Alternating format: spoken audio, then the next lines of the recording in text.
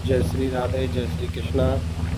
आप सभी साथियों के लिए निर्जला एकादशी की बहुत बहुत शुभकामनाएं। निर्जला एकादशी सभी व्रतों में श्रेष्ठ व्रत है। इस व्रत को जो श्रद्धा पूर्वक करता है उसकी प्रत्येक मनोकामना सिद्ध और सफल होती है। महाभारत काल में भीमसेन जो कि बहुत भोजन ग्रहण करते थे, भूखे नहीं रह पाते थे। एक बार उन्होंने भगवान श्री कृष्ण से पूछा कि प्रभु,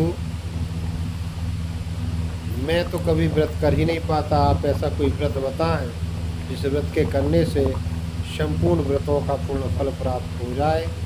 तो भगवान कृष्ण बोले, ज्येष्ठ मास की शुक्ल पक्ष की एकादशी को निर्जला एकादशी कहते हैं। हे भीमसेन, यदि इस एकादशी में आप जल का त्याग भी करके, जल अन्न का त्याग करके, निर्जल रह करके यदि ये व्रत आप कर लेते हो तो 12 महीनों की 24 एकादशी का व्रत करने का पूर्ण फल आपको प्राप्त हो जाएगा और जीवन पर्यंत सुख भोग कर अंत में भगवान के धाम में जाओगे। एकादशी का व्रत हम सभी को निष्ठा से, श्रद्धा से करना चाहिए। यह नारायण का व्रत है जिससे हमारे जीवन में कृपा और करुणा भगवान की बनी रहती है। जय श्री राधे, जय श्री राधे, जय श्री कृष्णा। आप सभी साथियों के लिए निर्जला एकादशी की बहुत बहुत शुभकामनाएं। निर्जला एकादशी सभी व्रतों में श्रेष्ठ व्रत है।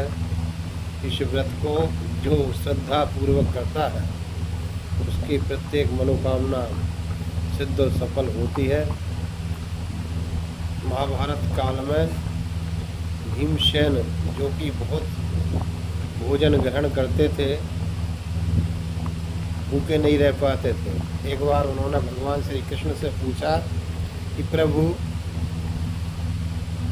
मैं तो कभी व्रत कर ही नहीं पाता, आप ऐसा कोई व्रत बताएं जिस व्रत के करने से संपूर्ण व्रतों का पूर्ण फल प्राप्त हो जाए। तो भगवान कृष्ण बोले, ज्येष्ठ मास की शुक्ल पक्ष की एकादशी को निर्जला एकादशी कहते हैं। हे भीमसेन, यदि इस एकादशी में आप जल का त्याग भी करके, जल अन्न का त्याग करके, निर्जल रह करके यदि ये व्रत आप कर लेते हो तो 12 महीनों की 24 एकादशी का व्रत करने का पूर्ण फल आपको प्राप्त हो जाएगा और जीवन पर्यंत सुख भोग कर अंत में भगवान के धाम में जाओगे। एकादशी का व्रत हम सभी को निष्ठा से, श्रद्धा से करना चाहिए। यह नारायण